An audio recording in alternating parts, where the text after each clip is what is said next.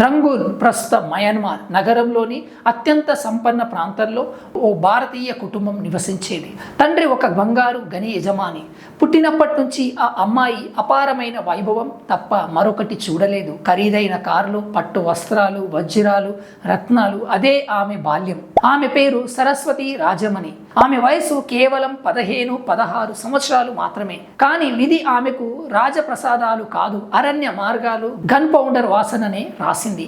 అదే రోజున భారత స్వాతంత్రానికి చివరి ఆశ అయిన నేతాజీ సుభాష్ చంద్రబోస్ రంగూన్కు వచ్చారు. వేలాది మందితో నిండిన జన సమూహం ముందు ఆయన గర్జించారు ఇలా: మీరు నాకు మీ రక్తాన్ని ఇవ్వండి, నేను మీకు స్వాతంత్రం ఇస్తాను. జన సమూహంలో నిలిచిన యువతి రాజమణి రక్తం ఒక్కసారిగా ఉప్పొంగింది. ఆ క్షణంలోనే ఆమె తన బంగారు హారం, కంకణాలు, చెవిపోగులు అన్నీ ఆజాద్ హింద్ ఫౌజ్ నిధికి అర్పించింది.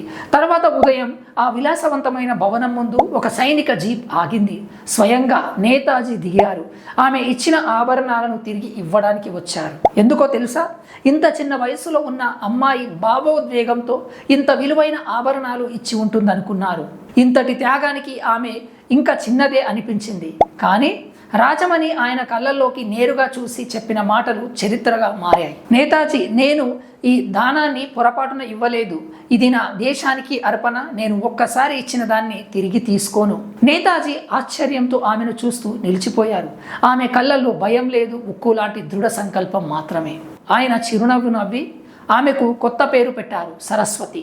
ఆమెతో ఇలా అన్నారు: నువ్వు నా టీంలోకి రావాలి. తుపాకీతో కాదు, నీ పని దానికంటే కూడా కష్టం. ఇక్కడి నుంచే నేతాజీ ఆశయాలతో ఒక కొత్త అధ్యాయం ప్రారంభమైంది. అమ్మాయిల పొడవాటి జుట్టు కత్తిరించారు, షర్టు ప్యాంటు వేశారు.